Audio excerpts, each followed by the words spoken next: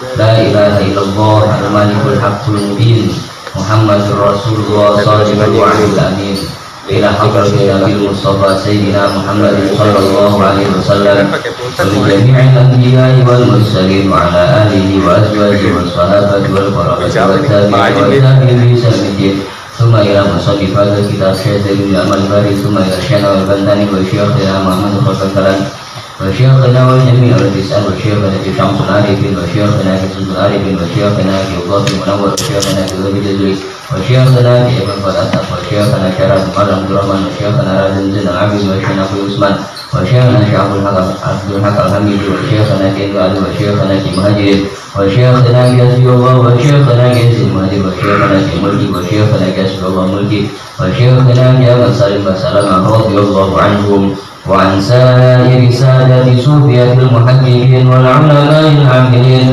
والأئمة المجتهدين إن الله تعالى يأتينا بحمايتهم ويمدنا عن بلدهم وأنوارهم وأسرارهم وعلوم الدين والدين والآخرة. الفاتحة أن الله يرزقنا علما نافعا ورزقا حلالا طيبا واسعا وعلى ما وسلفنا صالح بسر الأسرار. الفاتحة. أعوذ بالله من الشيطان الرجيم. بسم الله الرحمن الرحيم. الحمد لله رب العالمين الرحمن الرحيم مالك يوم الدين. إياك نعبد وإياك نستعين. اهدنا الصراط المستقيم صراط الذين أنعمت عليهم غير المغضوب عليهم ولا الضالين.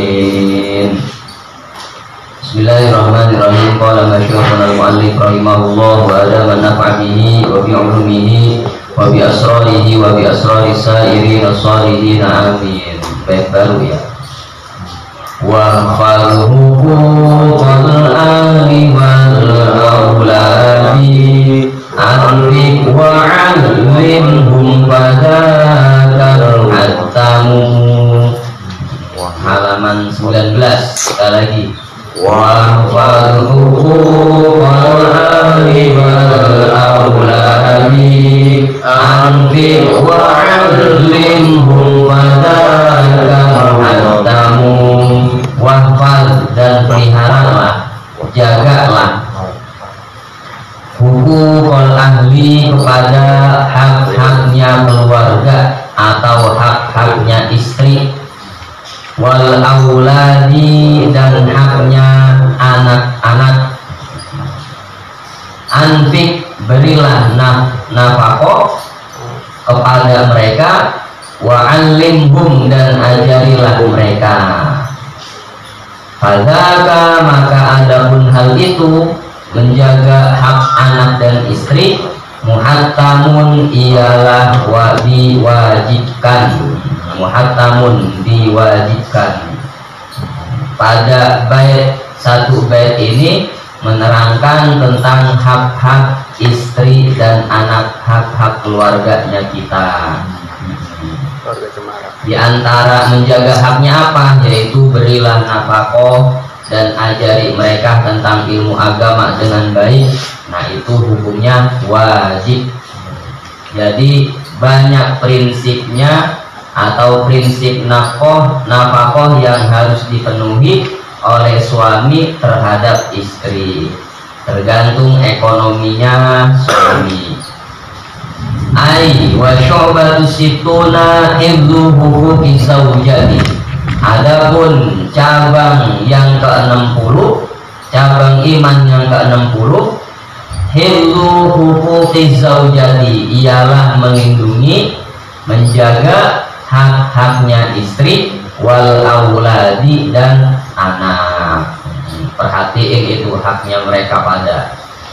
Fayajibu maka wajib ala rajuli bagi laki-laki nafaqatu zaujatihi nafaqah istrinya bitamkini at-tami dengan tamkin yang sempurna, perkenan yang sempurna. Tamkin itu apa tamkin? Artinya istri telah menyerahkan dirinya sepenuhnya kepada suami. Kalau istri udah menyerahkan sepenuhnya kepada suami, maka wajib kita jaga hak-haknya istri kita. Karena kenapa? Sebagai imbal balik, ya sebagai imbal balik, istri sudah menyerahkan sepenuhnya kepada suami, sudah patuh sama suami, terus imbal baliknya apa sama istri kan gitu. Jangan kita terima doang, kasih juga kan gitu. Jangan berterima kasih doang, jangan kita terima doang haknya dia boleh terima, tetapi kita kasih lagi, istilah kata, dengan menjaga haknya si istri. Bihasabil qadaril bihi, dengan melihat kadar yang layak, bihi bagi rajul, bagi suami.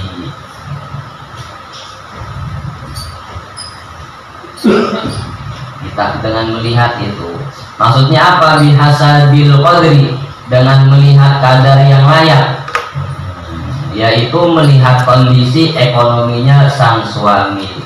Cabang iman yang ke-60 adalah menjaga hak-haknya istri, memberikan hak kepada istri dan anak kita. Hak istri artinya yaitu sesuatu yang harus dipenuhi oleh si suami. Haknya anak adalah hal-hal yang harus dipenuhi oleh orang tua. Nah, itu dipenuhi. Wahia adapun qadrul laik, wahia adapun nafkah ya. Wahia adapun nafkah kepada istri, muqaddaratun ialah ditentukan, mau ditentukan kadarnya fil qillati, di dalam sedikit, wal kasrati dan banyak, bi'tibari ihsarihi dengan melihat ketidakmampuan suami, wa isarihi dan kemampuannya si suami, wa tawasutihi dan tengah-tengahnya suami. Kita lihat itu, jangan sampai suaminya makan enak di luar, bininya kagak makan, kesian. Ngirit tat. Suaminya main enak-enakan makan di luar sama temen-temennya. Iya. Istri makan ituan, Pepes garam, sayur asem sama ikan asin. Waduh. Dilihat juga kemampuannya suami, bi'tibari isarihi dengan melihat ketidakmampuannya suami, wa isarihi dan kemampuannya si suami. Jadi istilah kata kita penuhin prinsip nafkahnya itu, karena nafkah kepada istri, kepada keluarga adalah hal yang bersifat istilah kata primer ya. Primer kalau ilmu ekonominya, ada kebutuhan primer, ada kebutuhan sekunder, ada kebutuhan tersier. Primer itu yang harus itu, kebutuhan yang pertama, kebutuhan yang pokok. Setelah primer, sekunder ada kebutuhan yang nomor 2, kebutuhan yang nomor 2, yang ketiga tersier, kebutuhan yang nomor 3. Itu mah udah tambahan aja, itu mah harus diliatin itu. Jadi istilah kata suami, seorang kepala rumah tangga harus memperhatikan haknya keluarganya.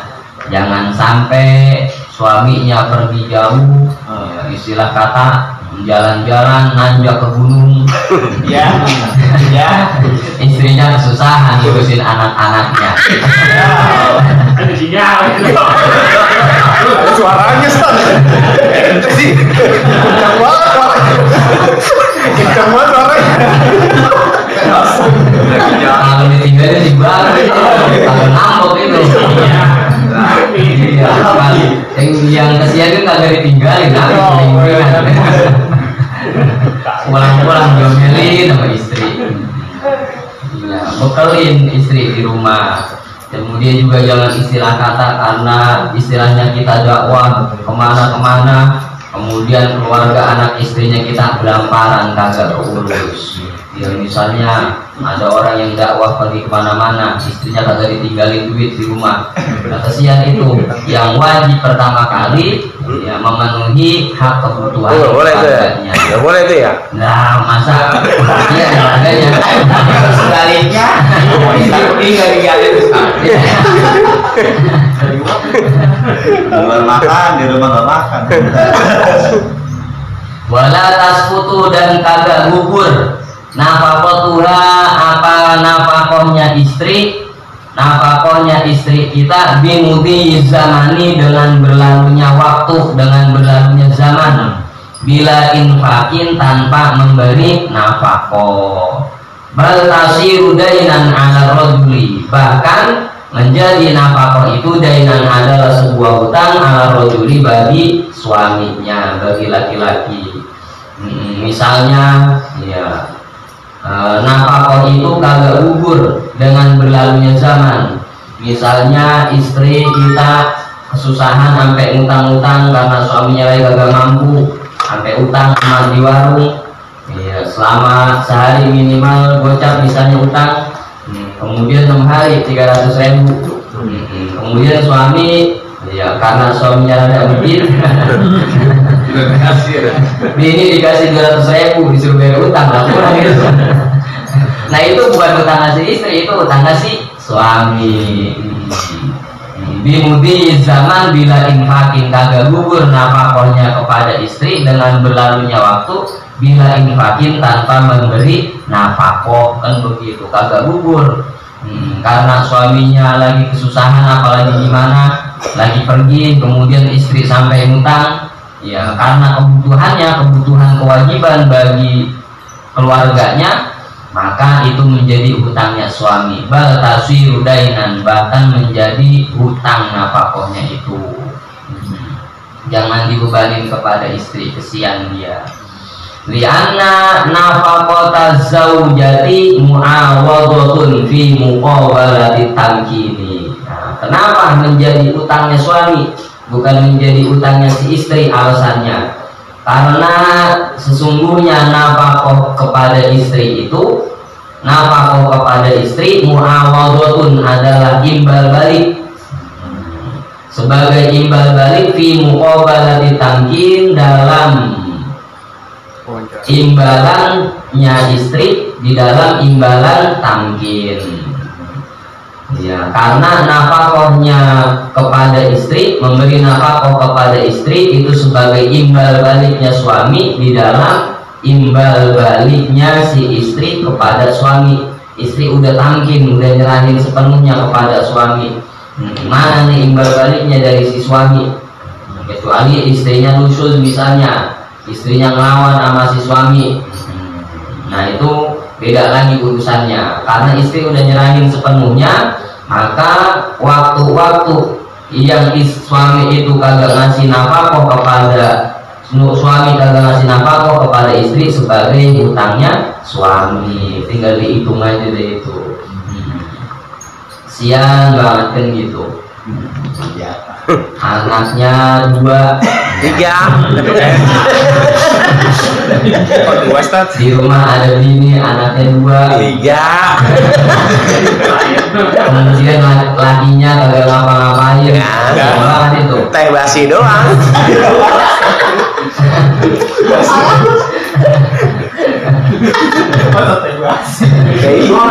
Buat diurut. Suaminya kagak mau tanggung jawab sama istrinya, suami kagak mau tanggung jawab sama istrinya, kesian sama keluarganya.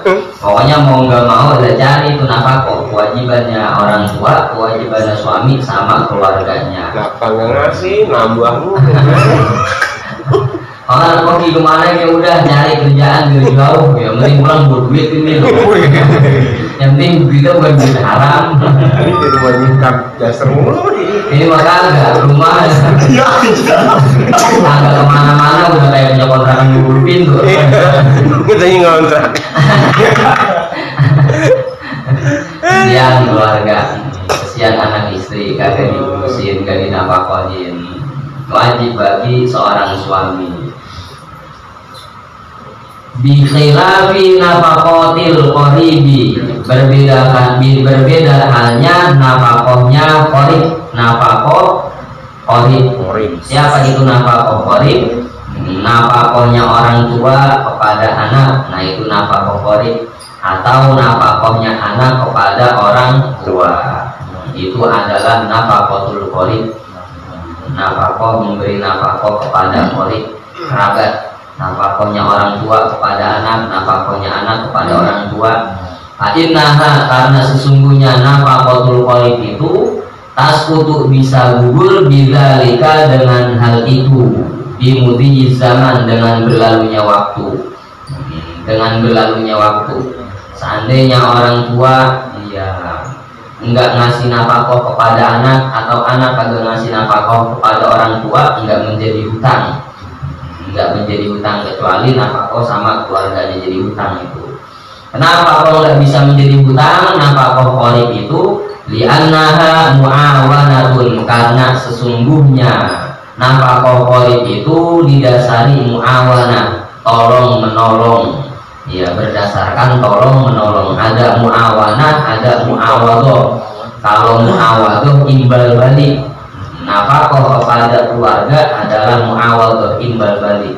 Sedangkan nafkah kepada qarib adalah berdasarkan mu'awanah, tolong menolong. Nah, itu perlu diperhatiin anak dan istrinya kita. Wajibu, dan wajib al-rajuli, bagi laki-laki aidan juga, ta'limu zaujatihi, apa, mengajari istrinya, ngajarin istrinya, ma tahtaju ilaihi, kepada apa, kepada sesuatu, tahtaju yang butuh siapa istri, ilaihi kepada ma, kepada hal-hal yang dibutuhin sama istrinya. Apa itu ngajarinnya? Min furubil ibadah, berupa fardu-fardunya ibadah, fardu-fardunya sholat, fardu-fardunya wudhu, biar benar diliatin, diajarin kepada istri. Wa sunaniha, dan sunnah-sunnahnya ibadah. Min toharotin, berupa toharoh, bersuci, wudhu, menghilangkan dari najis, toharoh. Wa sholatin, dan sholat. Wa zakatin, dan zakat. Wa shaumin, dan puasa. Wa hajjin, dan haji. Wa ma yata'allaqu bil haidi, dan segala sesuatu yang berkaitan dengan haid, dengan haidnya si istri. Nah, itu diperhatiin. Selain memberikan nafkah kepada istri, juga harus seorang suami, kepala rumah tangga, mengajarkan hal-hal tentang ibadahnya si istri. Diperhatiin. Iya, dari wudunya kita liatin, dari sholatnya, fardu-fardunya dipakai enggak nih ketika lagi sholat, puasanya bagaimana, bener enggak puasanya, haidnya bagaimana, kita ajarin itu. Kalau misalnya suaminya kagak ngerti, nah suruh ajarin, cari guru, suruh belajar, kasih ongkos, bareng-bareng aja. Bareng-bareng aja kan.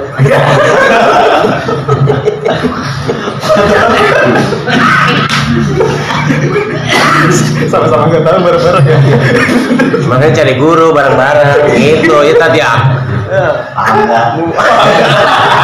Akal banyakin nih. Ajarin istri tentang hal ibadahnya. Kalau ibadahnya udah rajin, insya Allah ya mau ngelawan sama suami udah tahu tentang apa namanya ilmu agamanya, nanti nggak terlalu berani sama suaminya. Minimal kagak istri kagak diajarin, sholatnya dibiarin. Waduh, ntar istri begitu tuh gampang ngelawan sama suami ntar itu. Walaisa lahu darbuha ala tarki sholati, dan tidak ada lahu bagi rajul, bagi suami, darbuha memukul istri, ala tarki sholati, memukul istri ala tarki sholati, karena meninggalkan sholat. Wa nahwiha, dan seumpamanya sholat, min huquqillahi ta'ala, dari hak-haknya Allah ta'ala. Khilafan libnil barizi, berbeda halnya menurut pendapat Ibnu Al-Barizi.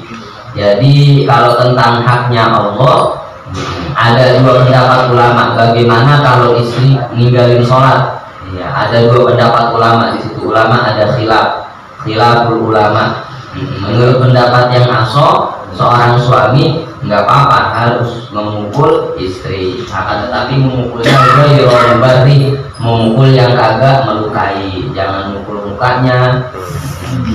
Mukulnya ya, jangan pakai tangan, misalnya pakai sorban, pakai kain dan gitu, suruh sholat.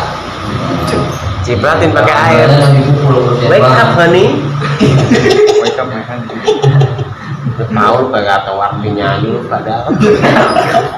Tentang istri ninggalin sholat ada dua pendapat. Iya, yang lebih bagus ya kita ajarin biar bener. Kalau misalnya dia kagak mau juga sholat, baru kita omelin kagak ngerti juga, baru kita pukul. Selama diomelin masih bisa, omelin aja. Karena ada dua pendapat ulama di situ.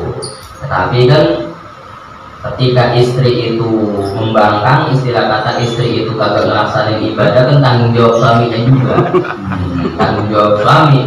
Kalau suami kagak sholat, mah istri kagak tanggung jawab. Kalau anaknya istrinya kagak sholat, lah suami bukan tanggung jawab itu. Ya ayyuhalladzina amanu qu anfusakum wa ahlikum naro, kan gitu. Jagalah diri kalian dan keluarga kalian dari api neraka. Jangan sampai nanti istri kagak sholat, wah, jadi tanggung jawabnya dibebanin sama suami semuanya. Jangan sampai. Kemudian ketika subuh diperhatiin sholatnya, ya jangan sampai keluarganya kita kesiangan atau sebaliknya, kan gitu. Kitanya kesiangan. Dosa. Jadi maka agak bininya yang bangun duluan, suaminya masih tidur, ya jadi patok ayam dah.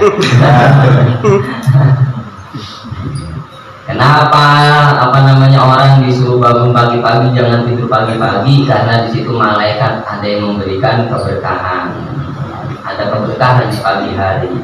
Jangan sampai keberkahan itu kagak kita ambil. Makanya kalau kata orang tua, jangan tidur di pagi hari. Takut kenapa? Rezekinya dipatok ayam.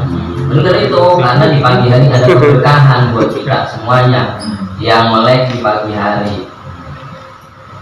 Bal yaqtasiru alal amri, akan tetapi mencukupkan siapa suami alal amri atas menyuruh melaksanakan sholat. Bikhilafi huquqi nafsihi, berbeda halnya dengan hak-hak suami, berbeda halnya dengan hak-hak dirinya si suami. Wahia adapun huququn nafsi, hak-haknya suami apa itu? Siyanatu nafsiha, menjaga dirinya si istri harus menjaga diri min antuti'a, dari menginjakkan siapa si istri firasyahu kepada tempat tidurnya suami, ghairahu kepada orang lain. Nah, kalau di versi kitab ini katanya kalau istri ninggalin sholat jangan dipukul, tapi ada dua pendapat ulama tentang itu. Kalau hak-haknya Allah cukup kita perintahin aja, kita omelin aja, jangan dipukul. Tetapi kalau mengenai tentang hak-hak dirinya suami, hak-haknya suami kagak dilaksanain sama si istri. Misalnya apa? Si istri harus menjaga dirinya, menjaga diri jangan sampai tempat tidurnya ya ditidurin sama orang lain. Nah itu. Wal ihtijabu, dan berhijab, menutup aurat, an ru'yati ajnabiyin, dari pandangan laki-laki yang bukan mahramnya.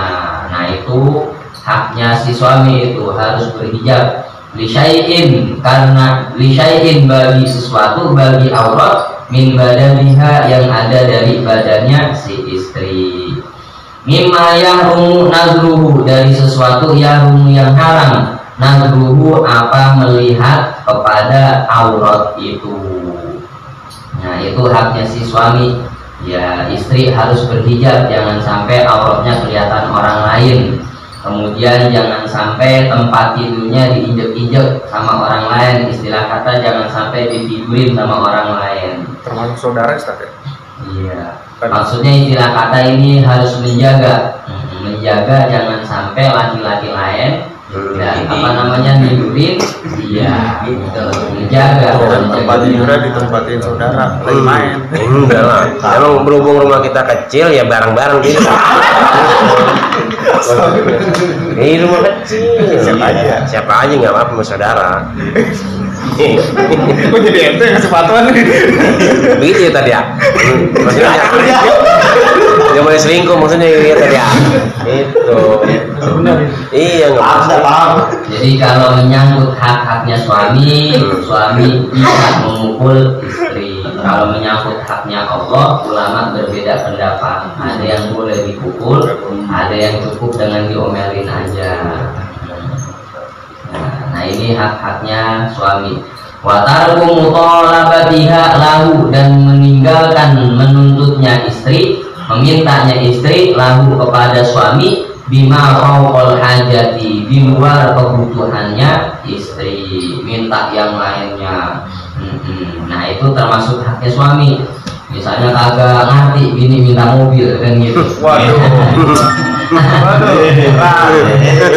Padahal pergi ke kemana-mana. Nah kagak apa-apa itu, kita ingetin nggak usah neng, motor udah banyak kan begitu. Itu kan di luar kemampuannya si suami. Kalau suami mampu ya nggak apa-apa. Nggak apa-apa aja kenceng banget. Itu mas sekunder itu. Testier tuh.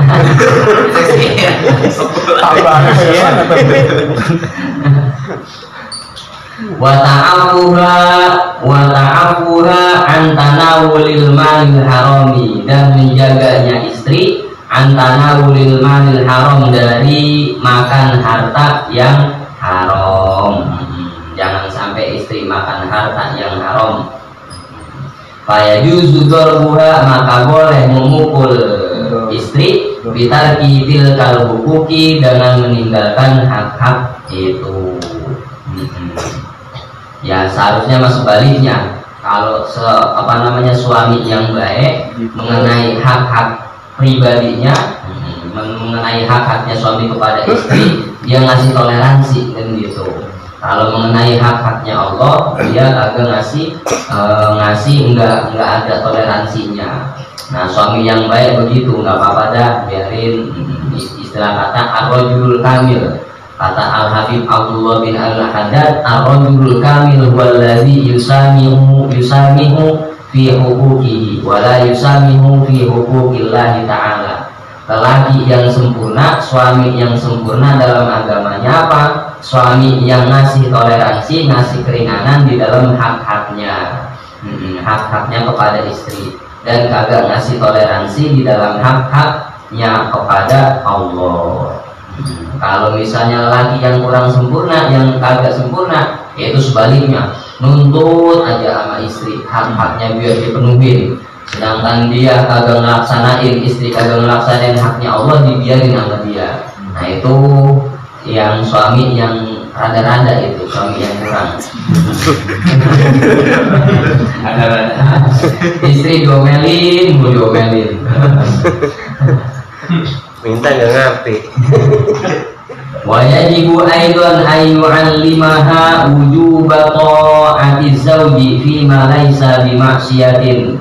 Wa yajibu, dan wajib aidan juga ay yu'allimaha, mengajari suami kepada istri wujuba ta'ati zawji, kepada kewajiban taat kepada suami fi ma laysa bi ma'siyatin, pada hal-hal yang bukan tentang kemaksiatan. Nah, suami juga harus ngajarin istri tentang wajib taat kepada suami. Ajarin itu tentang taat sama suami. Ajarin.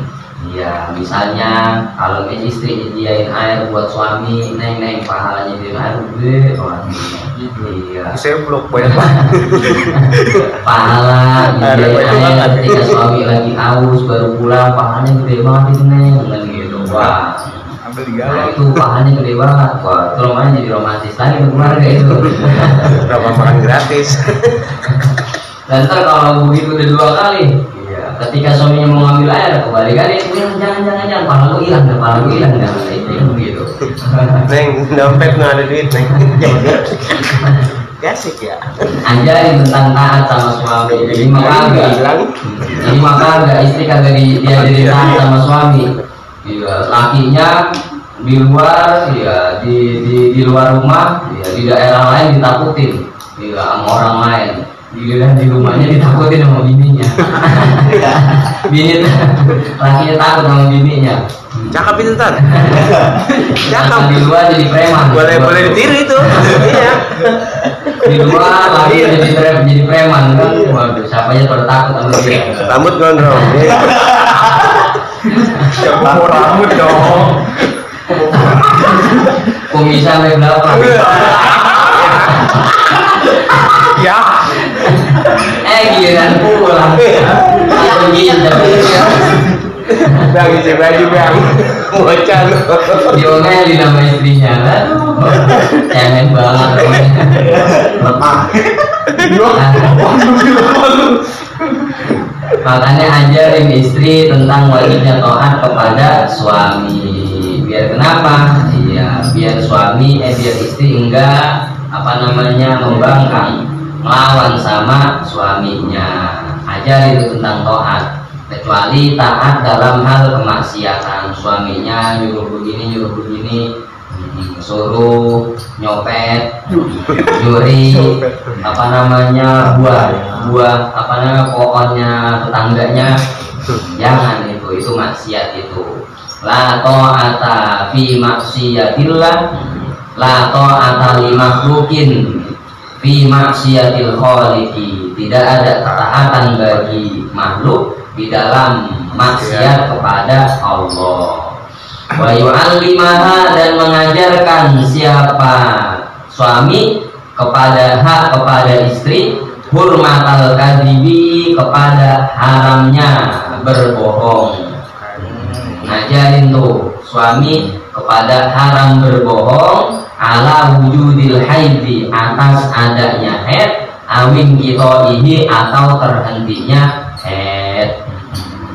Nggak boleh neng, kalau misalnya haid udah berhenti mah jangan bohong kan gitu. Aku kan udah nggak tahan. Iya, gitu. Tanggal.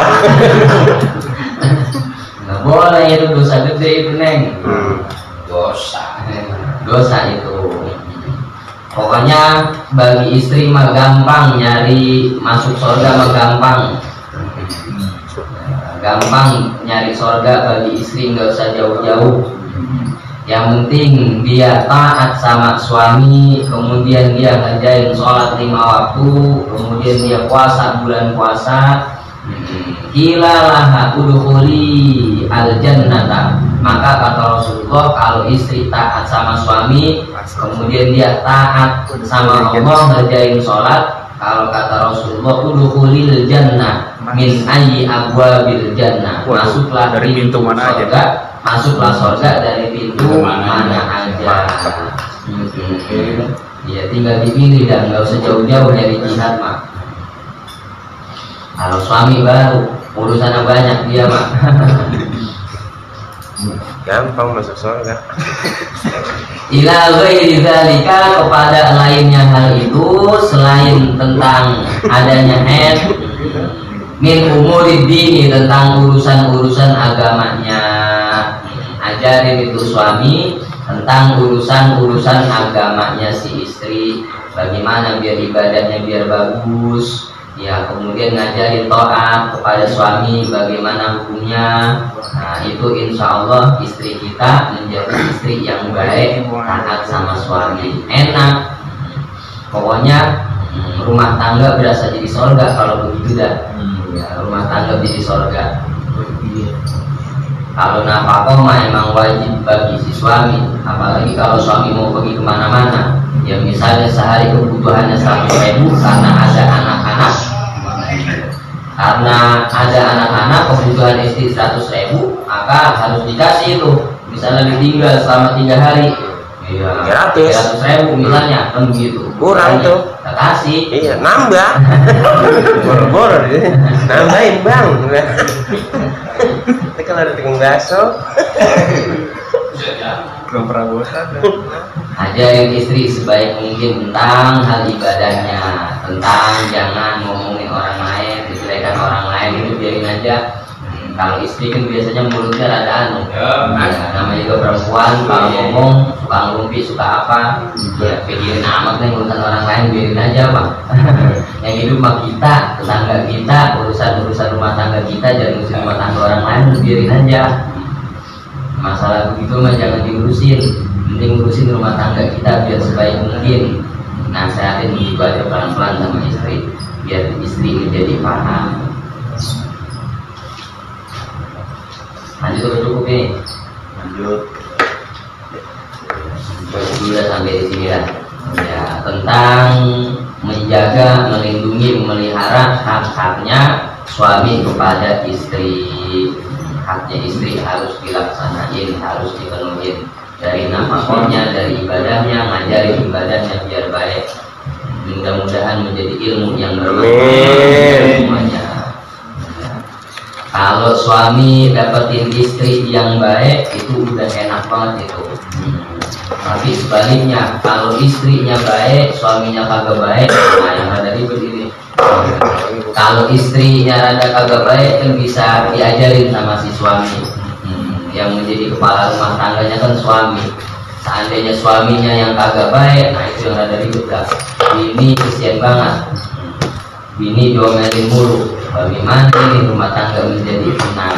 Diomelin, duit kagak ngasih, ya nafkah lah, elah. Makanya cari istri yang baik, yang ngerti ilmu agama kalau bisa. Karena istri adalah madrasahnya bagi anak-anak kita. Istri menjadi madrasah. Kepala madrasahnya siapa?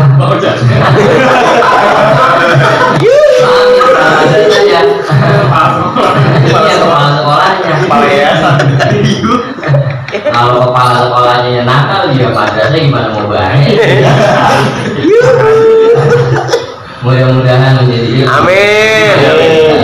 Rabbi zidni ilma, Rabbi zidni ilma, Rabbi zidni ilma. Allahumma sholli ala sayyidina Muhammadin salatan yaj'aluna biha min ahli al-'ilmi dhahiran wa batinan wa tashkuruna bi ibadika sholihin bi dunyana wa ukhra wa ala alihi wa sahbihi wa sallam ajma'in. Allahumma anfa'na bima 'allamtana wa 'allimna ma yanfa'una rabbana zidna 'ilman nafi'an wa faqihna fid din wa 'allimna rabbana hab lana min azwajina wa dhurriyyatina qurrata a'yun waj'alna lil muttaqina imama. Allahumma arzuqna taysir was sahala bi jahi khairil bariyah. Allahumma ij'alna mimman yastami'ul qawla fa yattabi'una ahsana. Rabbana ighfir lana wa li walidina warhamhum kama rabbawna shighara. Rabbana atina fid dunya hasanah wa qina adzabannar. Sallallahu ala sayyidina Muhammad wa ala alihi wasallam. Walhamdulillahi rabbil alamin. Ya rabbana tarabna bi annana tarabna wa annana asrafna ala asrafna wa tub alaina tauba taghfir li kulli hawba wa sulana awradi wa aminin rawati wa firli walidina rabbi wa mauludina wal ali wal ikhwani wa sairil rilai wa kulli dhi mahabba au jiratin au surbah wal muslimina ajma'in rabbi asma' fadlan wa judan manna la birtisabi minna bil mustafa rasuli narzo bi kulli suri salla wa sallam rabbi alaihi azal habbi wa alihi wa sahbihi adada tahsi surbi walhamdulillahi bil qadri wa tanahi walhamdulillahi bil qadri wa tanahi. Assalamualaikum warahmatullahi wabarakatuh. Waalaikumsalam warahmatullahi wabarakatuh.